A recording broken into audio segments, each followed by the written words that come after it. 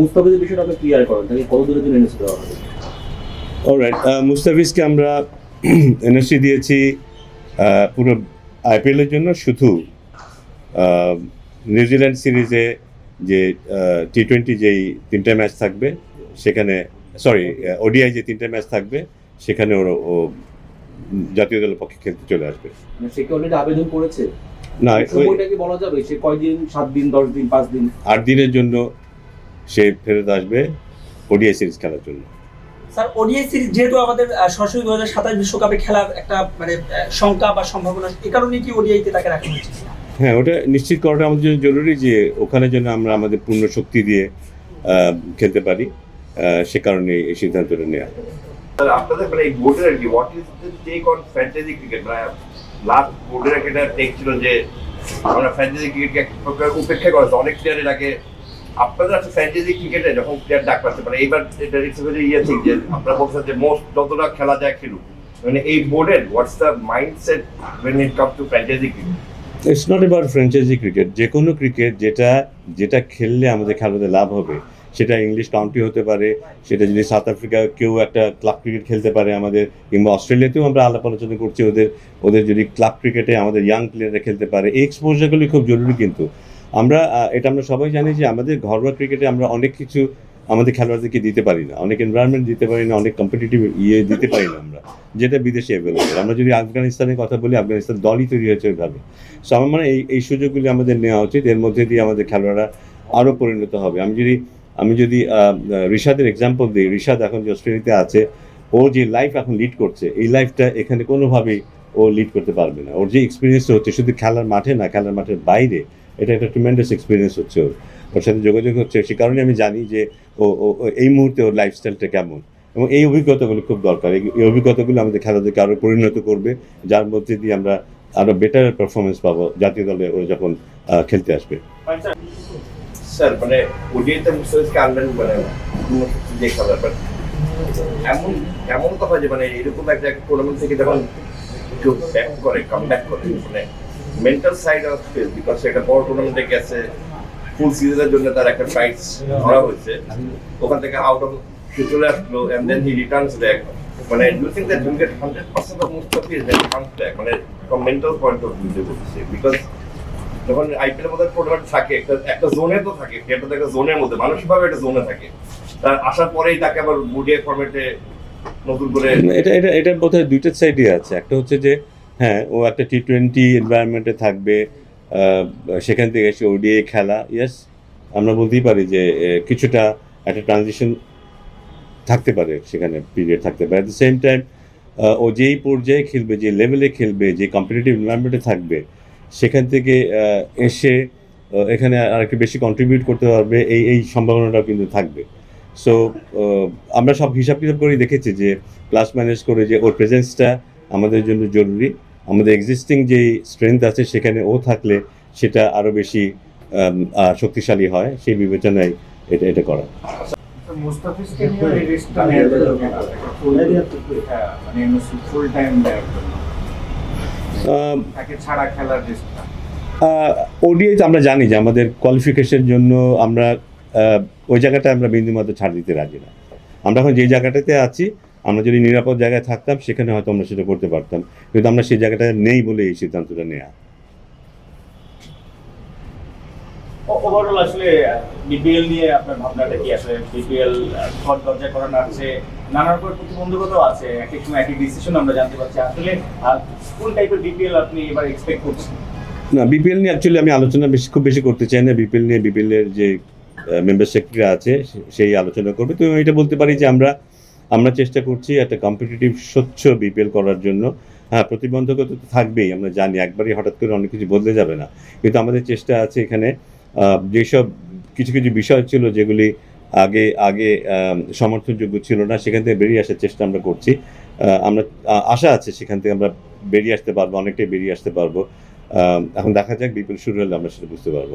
আপনাদেরকে তো আসলে ক্রেডিট খুব কম মানুষই দেয়, দেশাদের বেলা তো আসলে ক্রেডিট আপনারা পেতেই পারেন, বা ক্রেডিট দেওয়া যায় যে আসলে বিপিএল ছেড়ে এই সময়টাতে বিদেশে পাঠানো, গত বছর পাঠানো যায়নি, এবার আপনারা সাহসী সিদ্ধান্ত নিয়েছেন এবং বেনিফিট আসলে বাংলাদেশের ন্যাশনাল টিমই পাবে দেশাদের কাছ থেকে।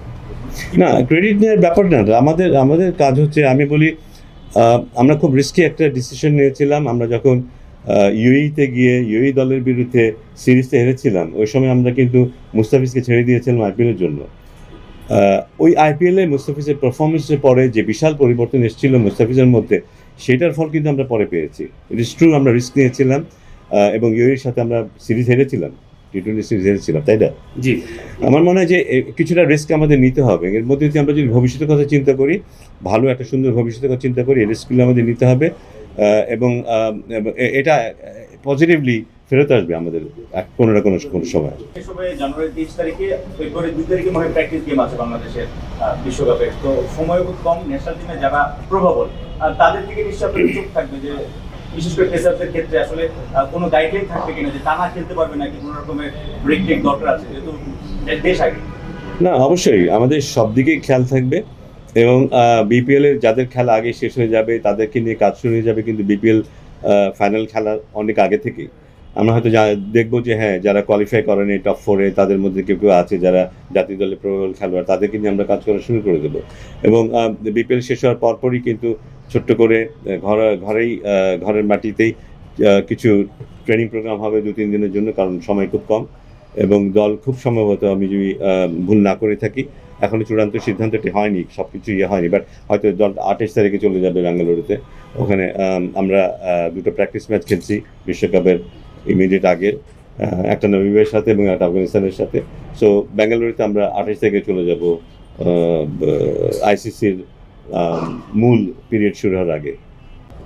স্যার, আপনি বললেন যে যে ধরনের এনভায়রনমেন্ট বাইরে থাকে ওই ধরনের এনভায়রনমেন্ট আমরা দিতে পারি না, মানে প্লেয়াররা যখন প্র্যাকটিস বা আদার মানে ইটস গো ইনটু হিস্ট্রি। তারা বলে যে Shakib Al Hasan has played a lot of cricket in this place, এবং তারপর সে যখন বাংলাদেশে আসছে, when it comes to domestic cricket he failed to cope, মানে because of environment সে যেখানে যেটা পাইতো ওটা মানে that's a two sides. One is that he is very experienced, the other side is he became very arrogant, মানে what he was take on Dishad and others were playing this league. না, আমার মনে হয় যে মানে সাকিবেরই কথা ছিল যে when he first went to play county cricket, ওটা ওর মধ্যে যে পরিবর্তন আনছিল। ক্রিকেট কি, এটা আসলে ক্রিকেটে শুধু ব্যাট বল দিয়ে খেলে না, এর মধ্যে যে ইমোশন থাকে, এর মধ্যে যে এটাকে অনেক বড় একটা ক্যানভাসে যদি দেখার সুযোগই আমরা না পাই, খেলোয়াড়দেরকে সেই সুযোগটি আমরা করে নিতে না পারি, ওরা কখনো তাদের অপটিমাম ইয়েতে যেতে পারবে না। কিন্তু ইটস এ হিউজ থিং ক্রিকেটে, যেটা আমরা অস্ট্রেলিয়া একজন ক্রিকেটার সেটা উপলব্ধি করে, ইংল্যান্ডে একজন ক্রিকেটার সেটা উপলব্ধি করে, আমরা সেই উপলব্ধিটা দিতে পারি না আমাদের খেলোয়াড়দের। সো আমার মনে হয় যে এগুলো ট্রিমেন্ডাস এক্সপিরিয়েন্স, এর মধ্যে দিয়ে যে ভিশনটা হয় সেটা অনেক বড় জায়গা জুড়ে হয় এবং খেলোয়াড়রা নিজেদেরকে সেভাবে মূল্যায়ন করতে পারে। তবে এই প্রশ্নটা আমি বলবো যে হ্যাঁ, there is always that chance, ওটা তো হতেই পারে, বাট আমার মনে হয় যে আমরা আমাদের ঘরোয়া ক্রিকেটে আমাদের সেই যে পরিবেশের কথা আমরা বলছি, সেই পরিবেশটা আস্তে আস্তে আমাদেরকেও বদলাতে হবে। আর সেখানে শুধু খেলোয়াড় না, যারা আমরা এখানে আছি ক্রিকেট বোর্ডে যারা থাকবে, তাদের যারা সংগঠক আছে, তাদের কোচ ফিজিও যারা আছে, সবাদের মধ্যেই সেই উপলব্ধিগুলি আসতে হবে। তাহলে হয়তো একটা ওই ধরনের একটা পরিবেশ তৈরি করতে হবে যেখানে আমরা আলটিমেটলি যে ধরনের মানসিকতা প্রয়োজন সেটা আমরা দেখতে পাবো সব দিকেই। স্যার, বছর শেষ প্রতি বছরের শুরুতে ক্রিকেটের যে সেন্ট্রাল কন্ট্রাক্ট নিয়ে অনেক আলোচনা হয়। এর আগের বার আমরা যেমনটা দেখতাম, এর আগে অভিজ্ঞতায় সেন্ট্রাল কন্ট্রাক্ট অ্যানাউন্স করতে মার্চ পর্যন্ত লেগে যেত। গেলবার আপনারা সেটা খুব দ্রুত করে সেটা নিয়ে আপনারা কাজ করছেন। এটা তো একটা কন্টিনিউয়াস প্রসেস, এটাই কাজ হচ্ছে। এটা এমন না যে আমি আজকে করে ফেললাম তা না, এটা খেলা চলতে থাকবে, খেলা দেখতে থাকবে এবং সেই অনুযায়ী যেটা করতে থাকবে, এটা কন্টিনিউয়াসলি চলে। কিন্তু মানে আজকে বসে যে হঠাৎ কেটে করবে তা না, এটার কাজটা মূলত সিলেক্টররা করে, সিলেক্টরদের ওখান থেকে আমাদের এখানে আসবে। আমরাও আশা করছি এটা সময় মতোই হবে, এটা নিয়ে দেরি না করাটাই ভালো। আশা করছি সময় মতো হবে এটা। Is it okay? Okay, thank you. আপনি যেন কি বলতে চাইলেন যে একটা আরো কিছু বিষয় আছে, প্রশ্ন আসুক, মানে এর বাইরে কোনো কিছু বলার আছে না? এগুলোই তো কন্টেন্ট না, এটাই মূলত পাশাপাশি হয়তো এটা বলতে পারি যে পাকিস্তানের সিরিজটা পিএসএল এর কারণে একটু আমাদেরকে শিফট করতে হচ্ছে। বাকিটা বোধহয় আমরা মোটামুটি আলাপ করেছি।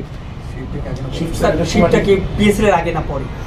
কিছুটা আগে, কিছুটা পরে, মানে দুই ভাগে হচ্ছে। দুই ভাগে হতে হবে এটা। স্যার, এখানে কিছু অ্যাড করতে পারি? যেহেতু ওয়ার্ক ম্যানেজমেন্টের কথা হলো, আমরা গত বছর এই মেজারটা নিয়েছিলাম, এবারও থাকছে। আমাদের বাংলাদেশ ক্রিকেট বোর্ডের একজন ট্রেনার পুরো বিপিএল কভার করবেন, যার কাজ হবে যারা পনি প্লেয়ার্স অফ ন্যাশনাল ইন্টারেস্ট, তাদের পুরো টুর্নামেন্ট জুড়ে ওয়ার্কলোড ম্যানেজমেন্ট হবে এই জিপিএসের মাধ্যমে। সো ওই ওয়ার্কলোড ম্যানেজমেন্টের মাধ্যমে যদি কোনো প্লেয়ার রেড জোনে থাকে, সেটা ওই ফ্র্যাঞ্চাইজির সাথে কমিউনিকেটেড করে দেওয়া হবে যে he is in the red zone, okay rest দিতে হবে। সো ন্যাশনাল টিমের যারা ইন্টারেস্টেড প্লেয়ার তাদের পুরো টুর্নামেন্ট জুড়ে আমরা ওয়ার্কলোড ম্যানেজমেন্ট করব, এটা বাইরের থেকে। এবং বাংলাদেশ ন্যাশনাল টিমের ফিজিও এবং ট্রেনাররা সার্বক্ষণিক ওই টিমের ট্রেনার এবং ফিজিওর সাথে এই জিনিসটা নিয়ে কোঅর্ডিনেশন করতে থাকবেন। সব ধরনের খেলার খবর পেতে সাবস্ক্রাইব করুন। সঙ্গে থাকুন খেলার পাতার।